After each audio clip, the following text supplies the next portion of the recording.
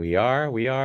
Oh, Going live? it says that we have an error. We have to press again. It's for some reason. Yeah. Let's see. Let's get this thing to work. An error. Wait for a moment, then try again. You are live, Bambos. Indeed, we are. Happy Wednesday. I love that face. Happy Wednesday, everyone. I love that moment to check in. Where am I and what am I doing right now? We are on a wonderful chaos, and today we'll be discussing with Skip Mondragon. We're going to discuss with him depression and how to deal with it. He spent over 30, what was it? I have the 30 months of his life in combat zones as an MD. And we're going to discuss with him how he got through that, what happened on the back end, and how he dealt with the depression. And we're going to do that where? Bambos, Charles, D, me, three, you. On the best show in the Netherlands, Wonderful Chaos. Exactly. The only show live right now. Bye-bye.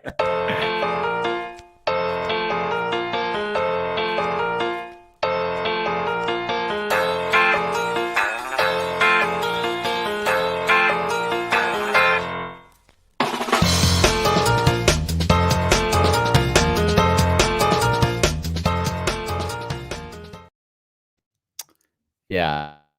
Skip Mondragon. I found him when I was doing my little searches here and there. Yes. And he wrote a book which was called Wrestling, Depression is Not for Wimps. And what I thought was really sweet about having a talk with Skip was because I've noticed something in my life is that when I've the military, it really is rough. It's rough on so many levels. And some level, they have to break you down, what I've noticed from the people I've interacted, in order to create you into something that can be almost superhuman. Yeah. You have to move beyond your capacity as a human. So in some ways, you've created a person, right, in some way that amplifies all of these skills and focus and determination and raw grit. And then you throw them in the worst of scenarios where people around them are getting killed. You sleep on a daily basis wondering if you're next.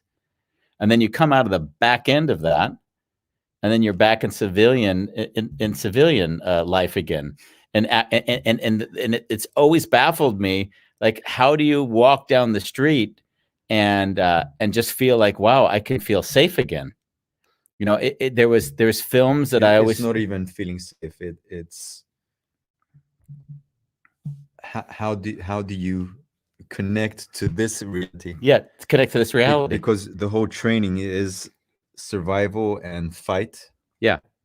And tactical and being in this society. It's like you're in a war zone and then you come back and you have this conscious, like, wow, people are dying over there, and over here everyone's complaining. Yeah. That must really do something to you. Yeah, that must do something to you. I remember seeing, there's these war movies that are less about the glamour of war and more about the repercussions on the back end, like Born on the 4th of July is one of those movies where I remember a scene, even talking about it makes me feel emotional, where there's someone who was injured in a wheelchair and all of a sudden fireworks go off. And the fireworks are like draw you directly back into an experience where someone can celebrate that noise. You have a visceral reaction that comes from somewhere very deep in the back of your brain. Yeah. Your amygdala is charged. It's like that fire. It equals fear or active resistance or whatever that emotion is. So I've always think when the soldiers go over, we spend years of time training them. And then I'm almost what on the back end, it feels like they would need the same amount of time to get them reestablished into society again. But that time isn't allotted, or at least as far as I know, it isn't allotted. Yeah. So when like there's no money in that, Andy. I understand that, but and so when Skip wrote this book, and you see, I mean, just look at Skip. You know, when we bring him on, he's a proper gentleman. He's wearing, like, you know, we're all sloppy.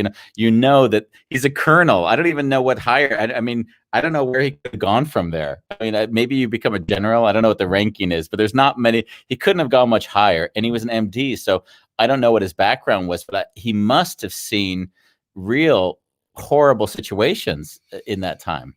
So yeah, I that was the reason why I wanted to bring him on and discuss how he navigated, and it's such a manly world, because the military is so manly. It's like the epitome of masculinity, and then to admit to depression is one of those hard pills to swallow, because in some ways you're now not the man, right? It's almost when we talk about the dark masculine. Yeah, the dark masculine.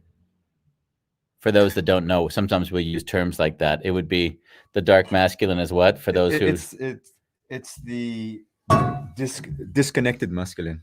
So what is that? So you have to explain words like that to people who are... It's in general a man who is not connected to himself, his core, his emotions, and he kind of lives a lot in his head and pretty much doesn't have a direction. So it will be the difference between living from your heart, connected to your penis and your mind, and only living from your penis. Got it. Yeah.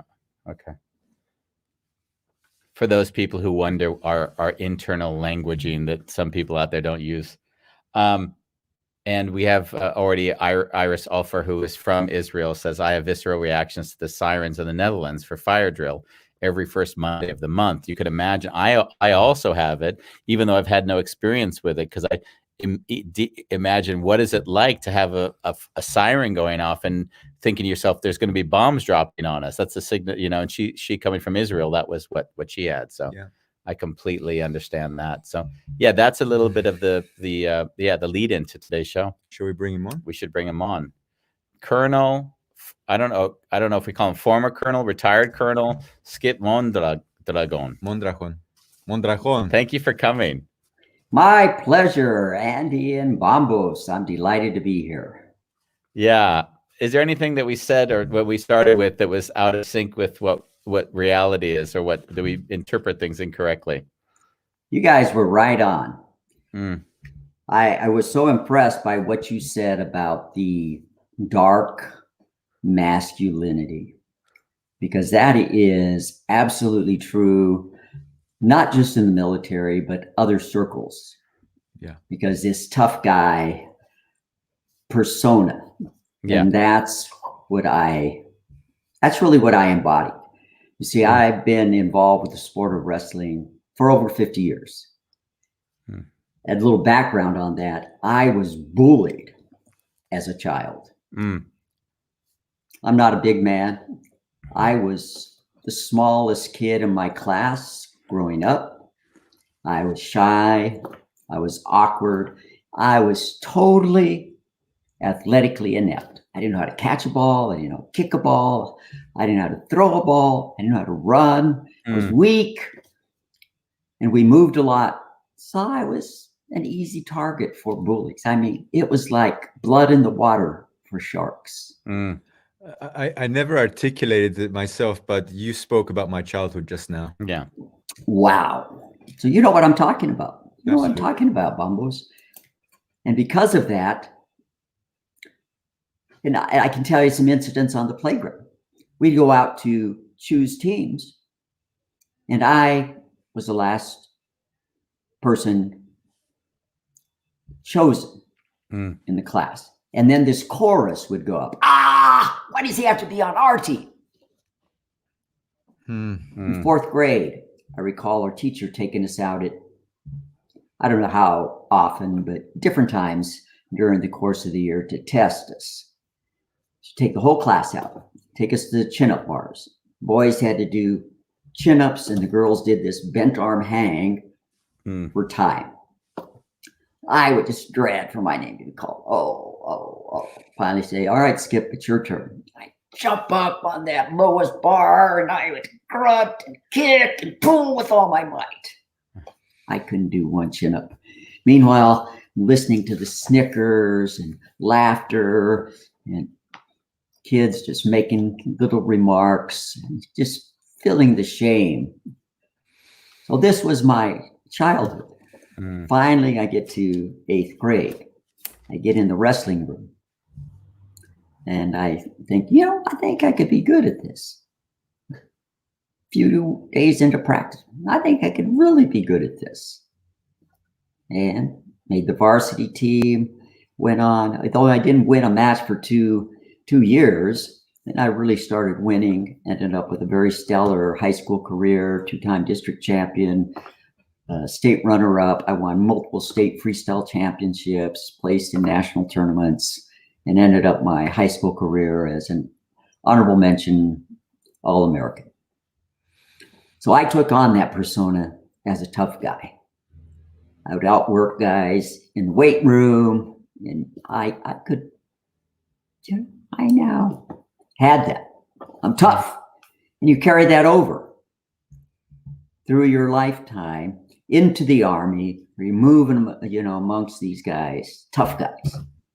You'd outwork guys on the PT field, physical training field, young guys on the Army physical fitness test. That was my persona.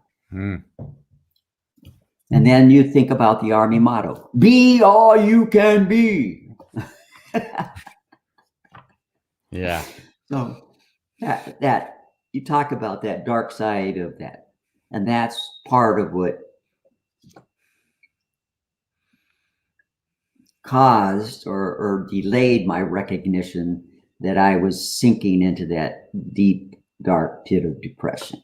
So it certainly played a role. When we're on the show, we often will, talk about when we begin to identify with a thing where that becomes to define us, where actually, and often the challenge is a piece of you has to die so that another person within you can emerge. So like, I assume that part went on for a great deal of your life, because you would have had to have been tough through the service. Oh yes, no doubt about it. And did you, when you're in there in that point, like being the strong person, did you feel did you notice or feel did you feel disconnected? Did you have any awareness that something doesn't feel right here? Or was it really, you were so into it, you're like, I am this, and this is who I am, and that, or how was it for you? Well, it's not that I was always so disconnected, because I'm also an empath. And I like to serve. That's also my given nature. So I love serving, and that's always been part of my life. My role in my family, I'm the third of 8 children, the oldest of 5 brothers.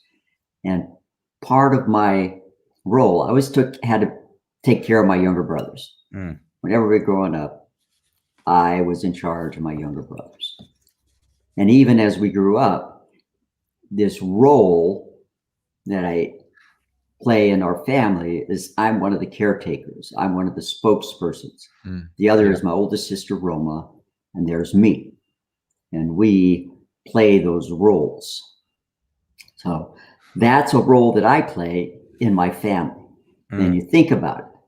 I take care of my family, my immediate family. I take care of my extended family. I take care of my patients. So I've been this caretaker. I take care of my medical staff. I've been this caretaker. And that was another thing that got me into trouble, is I was taking care of others at the expense of not taking care of myself. Wow.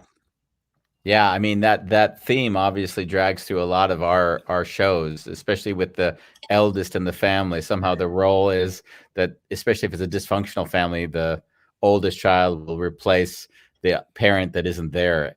That's at least something that I've seen a lot in our shows. When you were, sorry, go ahead. I want to ask him about when you were in the Army. Who did you need to become to be part of that pack? But you have to understand that the medical corps is a unique branch in of itself, because we are these caretakers. Yes, we're soldiers, but we play this unique role of caring for soldiers, of advocating for soldiers and their families. And we have this role that we do this, what we call in garrison. So when we're here in the States, and then in the field, and when we're deployed. So when we are in those environments, when we're in those combat zones. Not that we don't treat patients in those combat zones, but that's a different beast in of itself. So who did I have to become? Well, you have the luxury of more time. You have the luxury of relationship building when you're in garrison, because then you have patients that you see over time and you see repeatedly. You find out about their families. You get to know them well. And one of those things of getting to know a patient well, you can recognize there's a change when they walk through that door because you know them well. Yeah. Even before you ask, how are you doing? You see it written all over them. Oh, wow. So you're telling me that there would be military personnel who you would be in contact with before they go and get deployed, and then you would experience them on the back end of that experience. Well, yes, that I would know them before they're deployed. I wouldn't necessarily typically be deployed with them unless they were with my unit that I deployed with. But yes, then you'd see them on the back end. That must have been an overwhelming experience, because I've noticed that when I experience one person, like I never treat a person as if they're the same. Like they are whoever they are the moment I meet them, and I don't know who they are. So in some ways, it must have been like you were meeting two different people, I'm guessing. Yes and no, because those experiences change you. And having been deployed myself, the stresses and the strains. And the other unique part of that is when they come back, you see these reunions that are televised, that are on YouTube, etc. Yeah. And they show these idyllic reunions where people are in tears and so forth. And these people that are watching this that are oftentimes civilians, and they think, oh, everything is hunky-dory. Everything is wonderful now. Isn't it great they're back home?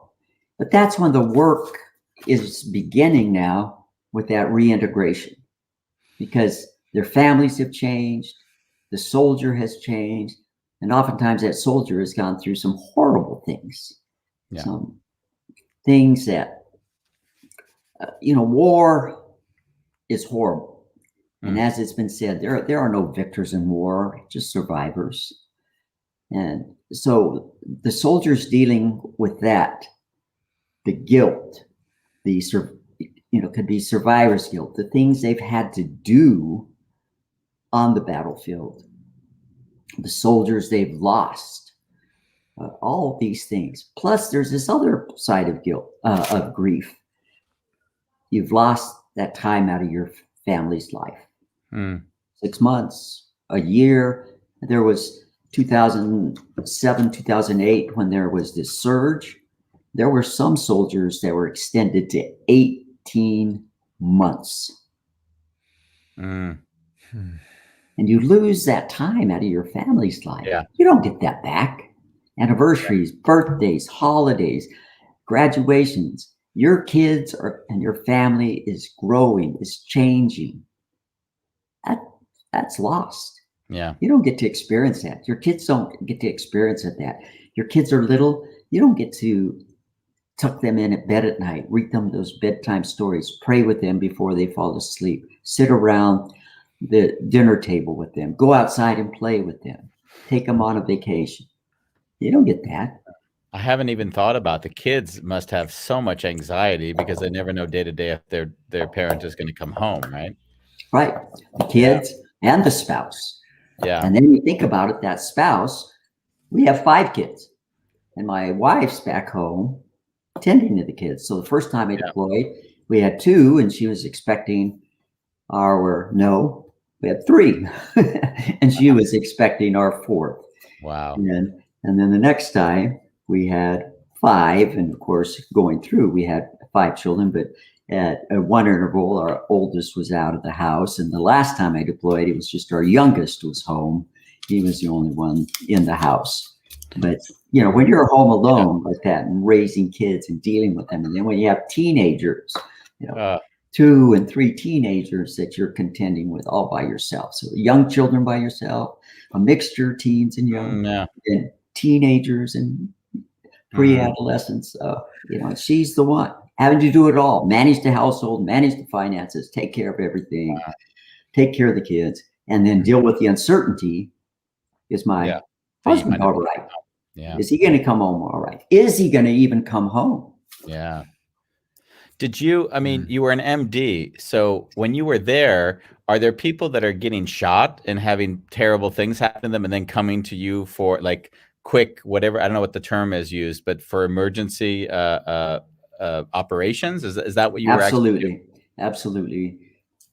In 2003, 2004, I was with the 21st CASH, 21st Combat Support Hospital. We were in Mosul. And we were there where the 101st Airborne Division in that sector, in the northern sector of Iraq was. And they would bring their injured soldiers to us, and we would take care of them. In some cases, severely injured, where limbs would have to be amputated. They would be on the verge of death due to blood loss, this type of things. Other times, soldiers would be dead. When I see that in like films, like that's when my heart sinks, because it's almost like an overwhelming incapacity that there's something going on that's so immediate and tragic. And that was what you had to deal with for 30 months. I mean, well, every situation wasn't there. Desert Shield, Desert Storm, the first time, thankfully, we didn't have many of those type of casualties. It was because of the severe air campaign. We really had a paucity of casualties, unlike we thought. Because if we had had a ground assault early on, we were projecting scores, understood. thousands and thousands, you know, maybe 100,000 casualties because of the Iraqi forces, but because of that prolonged air bombardment, we hardly saw any casualties whatsoever during that time. But then, first time in Iraq, yes. Second time in Iraq, the position I was in didn't treat casualties directly, treated soldiers really in a different capacity, and I was in an advisor during that time. So it was a different capacity that I worked in that second time I was in Iraq. Could you tell me how, because I can't fathom this. Like my brain can't comprehend the fact that someone's just like they're going to lose an arm or their leg or their face has been really damaged. Like how do you process that? Like the first time it happens to you, because the first time it happens to you, you're in war. I'm assuming you haven't had this experience when you're back, because you haven't had, I guess, a necessity to have someone that's been that injured. So how is that for you? Well, early in my career at Fort Sill, Oklahoma, I'd probably been in the Army about a year and a half. There was a training accident out on the artillery range. So among some trainees, there was an inerrant shell that landed near some trainees and their sergeant that was over them. So they brought in 3 or 4 severely injured casualties, some others that were less injured that we were able to treat and put on the wards. But there were 2 in particular that I remember that were horribly injured. And they had prolonged stays in the intensive care unit. and were bleeding profusely. In fact, one depleted our blood bank. We were requesting units from, so Fort Sill, Oklahoma is in Lawton, Oklahoma, in the southeast corner of Oklahoma. We were requesting blood products to be flown from Oklahoma City to keep this soldier alive. Mm-hmm. And we were up, myself and another colleague, taking care of these two soldiers from mid-afternoon through the afternoon, through the night, into the morning. And meanwhile, they had gone to surgery, come back to the ICU, and on all kinds of medications to keep their blood pressure up, control things. You're adjusting IV fluids to keep their electrolytes adjusted, monitoring things closely. You have them on mechanical ventilators. So we had that experience. Now, what happens in those situations, you have to compartmentalize. You can't be thinking, this soldier's maimed, this soldier's got this horrible wound to his leg, this soldier's so horribly injured here. You're thinking, my job is to do everything in my power, working with this medical team to save the life and limb of this soldier. Yeah. With everything I have at my disposal. So now you're using all your training, everything you can draw upon to say, I'm going to do whatever it takes. So we worked around the clock and with everything we had. And we did save the one soldier's life that was bleeding and depleted all our blood products, as he said, having products flown in. And after a matter of days, transferred him to our large medical center down in San Antonio, Texas, Brooke Army Medical Center. The other one likewise went, and we thought he was going to lose his leg because it was so horribly injured. Yeah. But there were several months later, he came back, that soldier walked into the hospital, into the ICU. And unfortunately, I didn't get to see him, but he was thanking the nurses there for the care he received because they were able to salvage his leg. And the question is, so you've had that experience. You now go home to your wife. Like, who are you before and after that experience?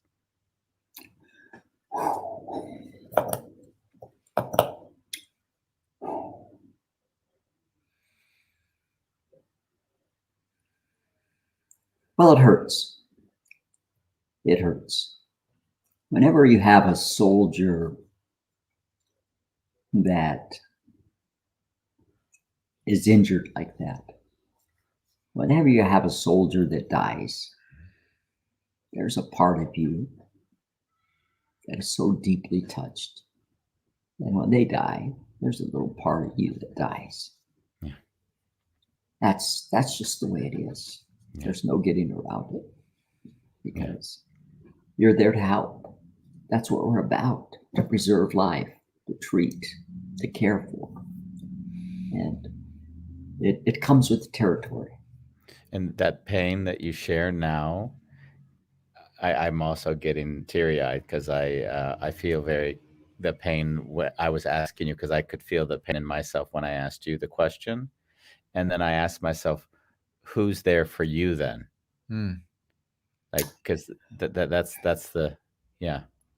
And certainly my wife was always there, but there's part of that I think at the time and as you go through, you're not able to identify. And I think it comes with what you guys were talking about, that dark side of masculinity, or that inability to identify those deep emotions at the time. And it's only in retrospect that you realize how deeply you were affected by that, how deeply that touched me. And you press on because now you're still busy taking care of that soldier, trying to preserve his life, trying to make sure he's taken care of. And you've got a lot of other patients that you're taking care of. You have other responsibilities. You have your family to take care of. You have a department that you're in charge of. You have all these responsibilities on top of that. So again, it's this compartmentalization that you don't have time to grieve. No, I was going to say you learn how to survive. What were you going to say? Skip, it's almost as if you let the emotion in, you can't do your job. Right. Yeah. Yeah. Like you break. Yeah.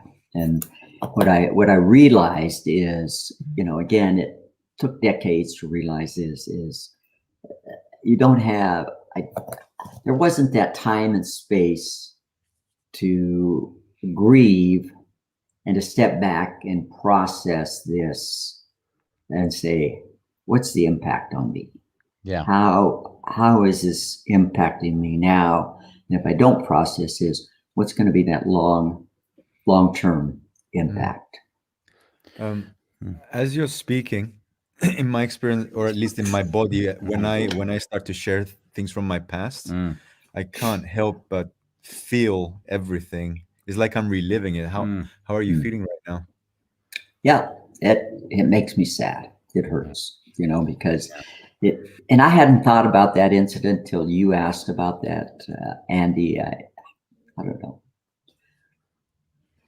maybe a few decades that I hadn't recalled that incident. It was buried there in the past, but again, very real. And when you ask, well, how do you deal with that when you've never seen it? Well, I had seen it. There's one thing that I just want to also touch on right now is that, so, on the show in my life, I've noticed that where you were allowing yourself to be present with the emotion and not like rationalizing it and chit-chatting and like kind of talking over is for me one of these beautiful balances in life. Like, how do I allow myself to be with the pain that's there and not succumb to it? So it's almost this the paradox is that I'm strong and simultaneously weak. And it's that when I lose that balance in myself, I see the strength is me talking about things so I don't have to feel them. And the weakness is I wallow in the pain so much that I don't even know how to survive. So I just wanted to share that it was beautiful to be with you and see how you held both of those spaces so beautifully and allowed us to be with you there. So thank you. Really, really grateful for that.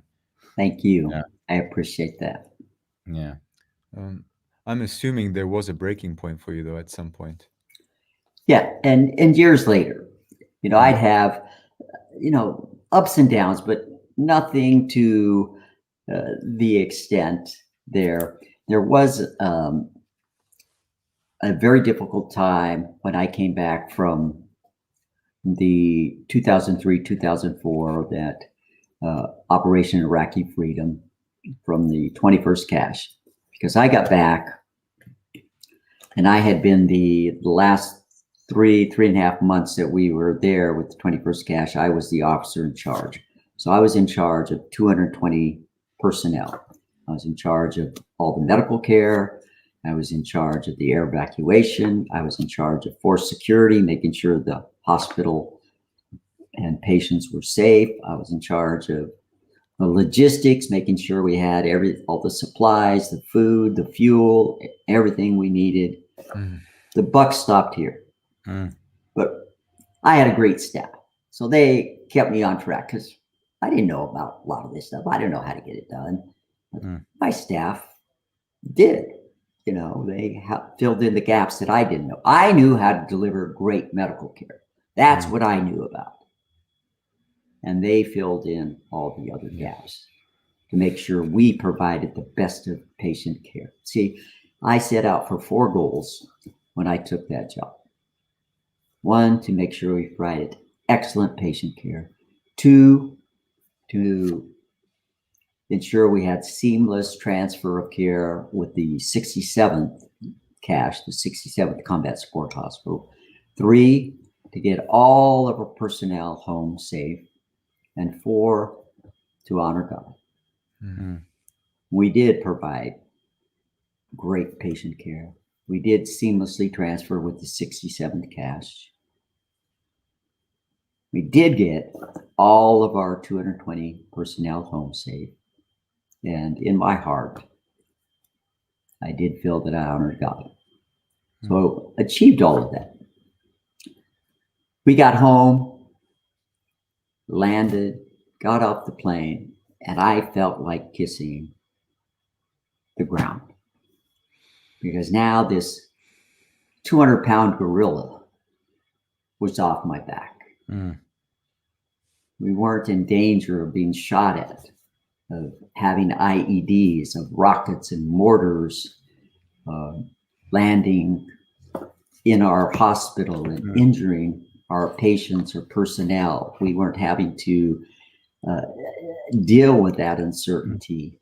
Plus, I knew all my personnel were home now. They weren't facing that danger. I'd love to go and push back to Bambos's question. And it's funny because even as you answer, laughingly, I see that you're also sharing how you took care of others.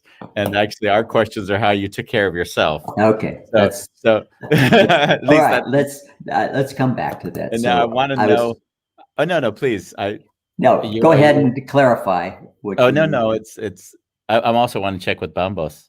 Well, yeah, as you were speaking, I had another curiosity, but shall we? Well, the curiosity I had was was your initial curiosity. Where did the depression show up in your life? Okay. So how did you even know that you were depressed, and where did it show up? Well, going back to this incident in 2003, 2004, very quickly to finish that story. Like I said, I wanted to kiss the ground when we got on American soil. And then I was very elated. And then I find myself very sad, in tears. And then I find myself angry as could be. And this went on for a few weeks, excuse me. And I couldn't figure out what's going on. I'm home. I'm safe. I'm going, I'm crawling in next to my sweetheart every night. I'm there with my kids. Why am I angry? What is going on here? There was a colleague that said, Skip, anger is a secondary emotion. I thought, I was talking to another colleague a matter of days later. Skip, anger is a secondary emotion. What did they mean by that, if I may ask? That idea that anger is not really what's going on. There's another emotion behind it, but you're expressing it as anger. Now, I was talking to another colleague just a couple days later, and they said, Skip, anger is a secondary emotion. Finally, bing, bing, bing, bing, bing, bing. Pay attention here. So I sat with that idea and I prayed about it. And then I understood. I was grieving. I was grieving about those soldiers we lost. I was grieving about these soldiers that came back that had, wounds, lost limbs, or disfigured, these things, soldiers that would have PTSD and these other injuries, that weren't visible. I was grieving. I was grieving the fact that I lost a year out of my family's life. And so there was this grief that I couldn't get in touch with. And then once I got in touch with that, I could begin to properly process that. And I wasn't so angry. Now I could be happy about the fact that, yes, I was home and I was with my wife and family. But then I could understand why the tears were there, and what that anger was really about. So that was 2003, 2004. Now, fast forward to 2013. I'm preparing to leave the Army at the end of 2014. I had returned from my last deployment in 2012. So a lot of things are going on. I'm preparing to leave the Army. I'm having to think about a new job. I'm having to think about getting a Texas State medical license. I've been in the Army at that point 25 years. When I would leave the Army, I would be in the Army 26 and a half years. That's all I've known is military medicine. Our last child left the home in 2012. So we've been empty nesters. Thank you very much. That was a nice change. Yeah. But this uncertainty. And then there were some things going on in my department that I took on personally. I couldn't have done anything about it, but it was affecting our graduate medical education, our teaching of our residents and visiting medical students. And I took that personally. Plus, it was going to affect patient care. And again, I took all that on, being that empath, and I would ruminate on that. Mm. My sleep began to unravel. I couldn't fall asleep, and insomnia started getting worse. I started that guilt and that shame, these negative thoughts. I was working with a clinical psychologist to work on my insomnia. Now, these things just began to compound. My mood just began to circle downward. And then you compound that with, I had 3 surgeries in 7 months. Why? Because I wasn't taking care of myself. I was taking care of everybody else. And now I was getting ready to leave the Army. So it's like, I got to get these things taken care of. And each of those surgeries, unfortunately, I had complications. And each of them just further disrupted my normal routine. Mm. My eating, I ate very healthy. My intense exercise, and further disrupted my sleep. So my sleep was already bad. Now it's even worse. And I used exercise, what I came to understand, to control my anxiety. If you would have asked me, are you an anxious person? No, I'm not an anxious person. But I used to deal with it with this intense exercise. So all this is getting worse and worse. My mood, my sleep, this guilt, the shame, and then my cognition. I couldn't remember what I read 5 minutes before. Mm. I couldn't recall names of medications. I'm talking to a patient trying to recall a medical syndrome, and I can't pull that up in my brain. Mm. I think I'm suffering pre-senile dementia. In fact, I contacted the chief of behavioral health and I said, Joe, can you get me an appointment? Explain to him what was going on. Got into the neuro psychologist. They did the testing and said, no, you don't have this, albeit some of your scores are a little lower than what we would think for somebody of your training and education level, but it's probably due to the stress, and certainly the insomnia is playing a role. So this is going on. And meanwhile, the mood is getting bluer and bluer and bluer. These negative thoughts. You don't deserve to be a colonel. You're a fake. You've let the Army down. You've let your department down. You've let your family down. Who's going to want to hire you? And that becomes this endless loop. It's like this playlist that just incessantly plays over in your mind.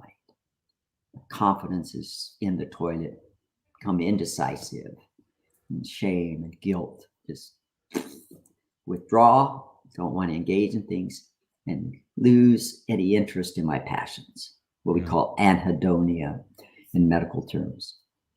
Skip, what you're telling us is you got lost in story which was in your mind, just to simplify it. And it went down a downward spiral, negative spiral. Yes. Wow. That's a great way of summing it up. Yes. And you couldn't see the light.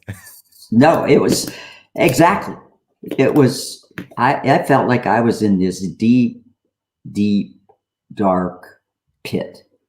In fact, I describe it to people. It was like being in this deep, dark pit, slogging through a foot of mud with my head in a cloud, and way down this long tunnel, there was a little speck of light. That's what it felt like. I'm going to assume that it did cross your mind to end your life. Thankfully, I never had those thoughts. I never had those thoughts. I never lost complete hope, but at times, I'd feel so alone. And I've always, since the age of 16, I've had a relationship with Jesus Christ, and that's been the bedrock of my life. But I couldn't sense any presence of God. I felt like my prayers bounced off the ceiling. And throughout that time, my prayers were, Lord, please deliver me from this darkness, please. It was just such a dark and horrible place. So can you help? So what's the moment when the downward spiral turns into an upward spiral? What had to change so that you actually could get out of this rut you were in? Well, there were two incidents. The first was April 17, 2014. I walked into my office at work, and I got there before anybody else, put my lunch away, turned on the lights, stepped into my office, turned off the light, locked the door, closed the blinds, turned off my phones, and I crawled up under my desk in a fetal position. And for the next 4 hours, I asked myself, Skip, what are you doing? Skip, how did you get here? What happened? I was thinking to myself, I'm a colonel. I've spent 30 months in combat zones. I'm a national wrestling champion. I'm a tough guy. How did I get here?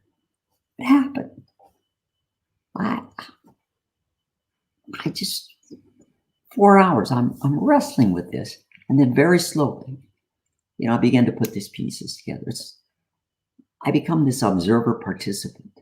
The insomnia, the blue mood, the withdrawal, the loss of passion, the lack of confidence, the shame, the guilt, the problems with cognition, and many other symptoms. And then after 4 hours, boom, Skip, you're depressed. Go get help. So that was one of those turning points. And what did help look like? I called up the chief of behavioral health. Well, first, I went down to my primary care clinic, asked for an appointment. They told me it would be next week. I said, okay, schedule it with the clinical psychologist. Got up to my office, thought, I don't want to wait till next week. So I called the chief of behavioral health.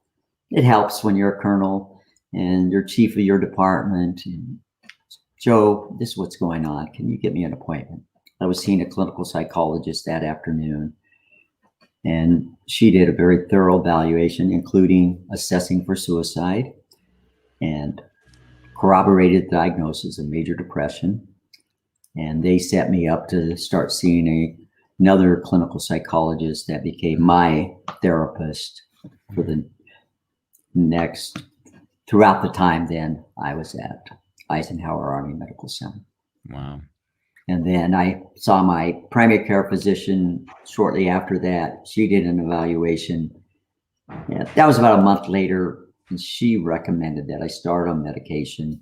And then eventually I was also then seeing a psychiatrist. So I say I had the A team taking care of me medically.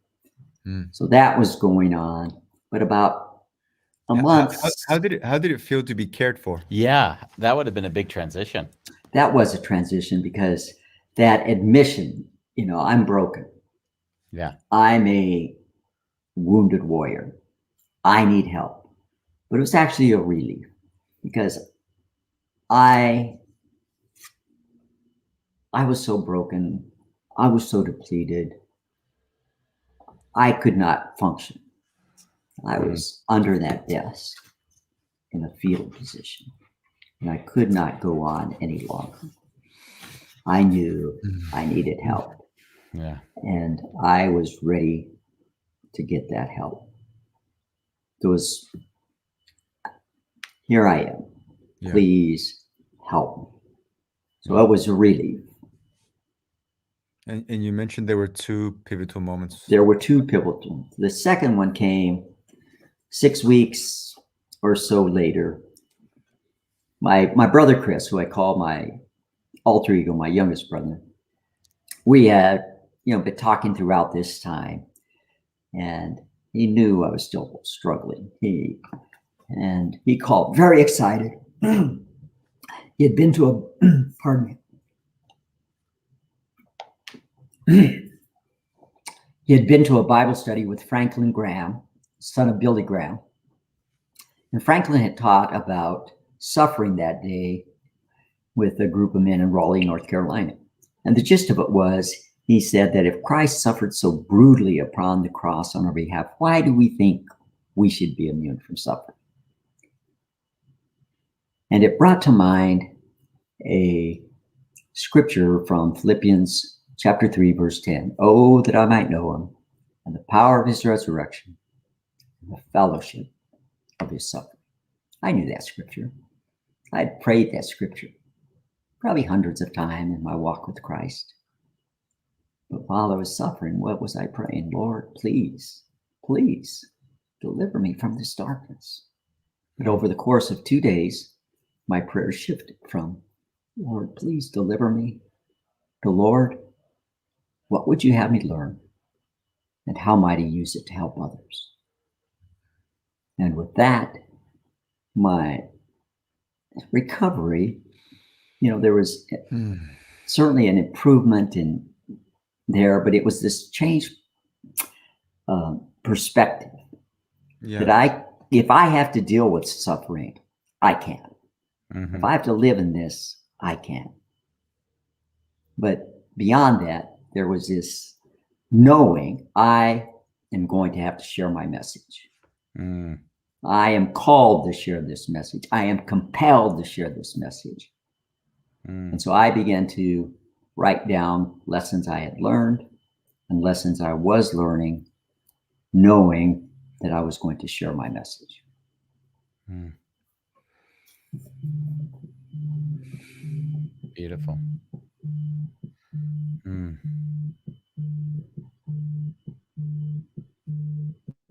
I think we hear your phone vibrating. Yeah, I thought I had it on silence. It is. It's just the vibration goes into your mic. Your wife is calling you. My sweetheart of almost 40 years. Honey. So we have Bola Long, who's with us as well right now. He has a totally off a question, not directly connected, but when I read it, it hit me as a very emotional question. Is that he said, and I'll put it on as well as we read it. He said, I want to know, how does a soldier that did not lose his fellow soldiers but killed many others of another country feel like? Like, so in some way, we, of course, we have to in some ways dehumanize another individual in order for us to be okay to kill them. But afterwards, we can't deny that that person also had a family, also was probably a very good person who was just fighting for his country. So how do people process that? That's certainly a difficult thing. There is this concept, however, of a just war. Mm-hmm. But there's no doubt about it. Soldiers struggle with that. And they oftentimes then have to see counselors, have to see chaplains, and have to work through that. How do I live with myself, chaplain? How do I live with myself, a doctor, when I've done this? What is it? And it's this idea that you were there following orders, serving your country, looking to liberate this people under this oppressive regime that brutalized its people for decades, brutalized them, subjugated them, took away their rights. And you were there to help them. Yeah. So it's again trying to give them a perspective that they weren't there to kill just for the sake of killing. Yeah. But they were there on behalf of their country and actually on behalf of the people there to help. Yeah. So it's again that perspective and trying to reconcile what their mind is in their mind and to again reconcile here and here. We had a really good person on that was from a few Neil Gagin, who does. It was Andy's favorite show. It wasn't my favorite, but it actually, whenever a guest comes on now, I start to see it in light of what he shared on our show, which is that we have a neural pathway that connects to what that means to us. And if we want to heal, there's the way of healing is associating another thing with that neural pathway. So in some ways, if someone wants to heal from feeling like they killed an innocent person, right, that would be the thing that they would have as a negative neural pathway. You'd actually have to find a way to make them make peace with it and come to rewrite the story in their head, which would be, I actually was freeing them and giving them an opportunity to have a better life. I mean, that would be the narrative that would would give you peace. I would think. Yeah. Either way, I can't imagine it'd be easy. There was this film, I'm sure you are very aware of it, which dealt with the mental health that came out. I think it was American Sniper. I'm not sure if that was the name of it.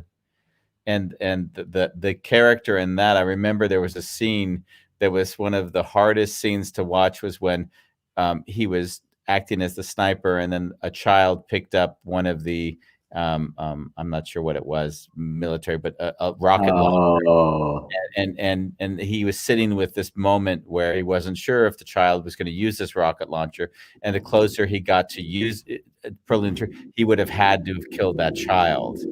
And sitting with that as what, I'm waking up this morning and that might be something that I have to do, that just messes with your mind.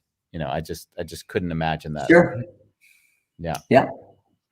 To save the soldiers, but now you've killed a child. You'd have to live with that the rest of your life. That would be really, really horrendous. Right. Yeah. Or the converse of that, you don't shoot a child, or you don't shoot a woman and they've got an explosive vest and they approach fellow soldiers.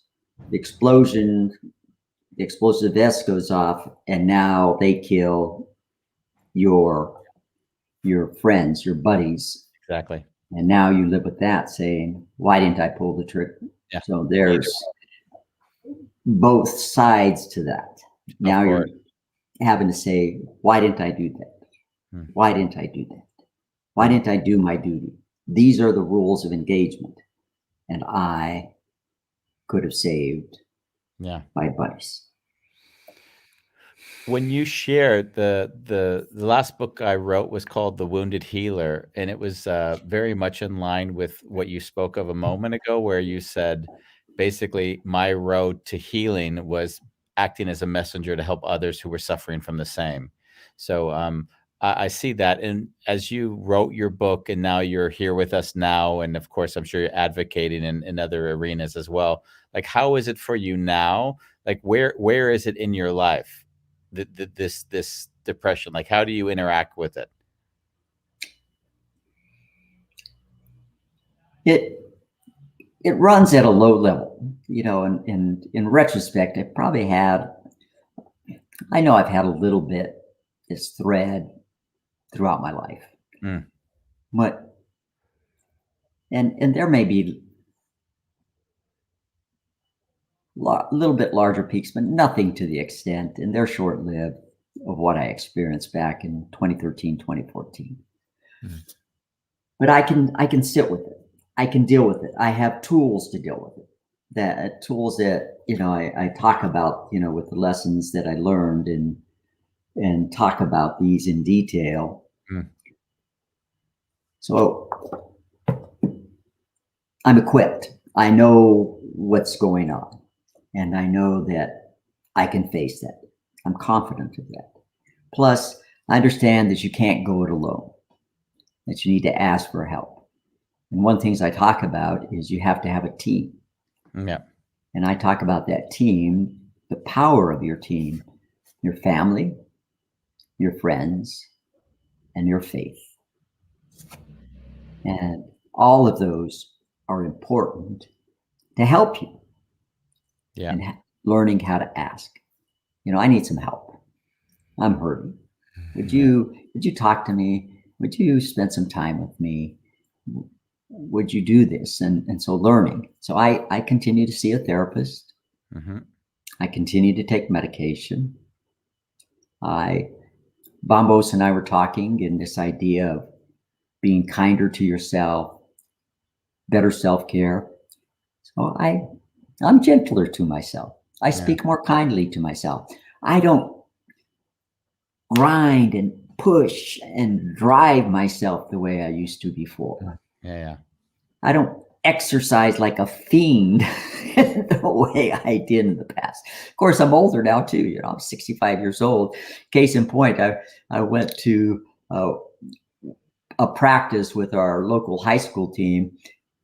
I'd not been on the wrestling mats for 2 years and went with them. And foolishly, I said I would scrimmage with a couple of the kids working in with some takedowns. Yeah. Oh my word, they ate my lunch. And, like I come home and I was like, oh my gosh, I had some ice on this shoulder and then I went and got a hot tub and poured in some Epsom salts and I'm soaking in that.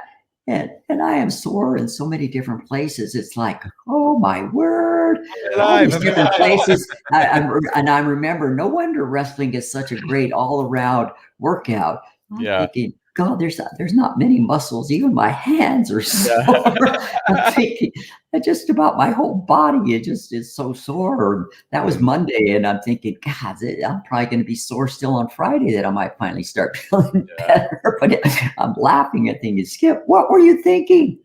You haven't been working out real hard, and you want to get out with these young, 15, 16, 17-year-olds and roll around on the mat. When I'm in good shape, I can handle that.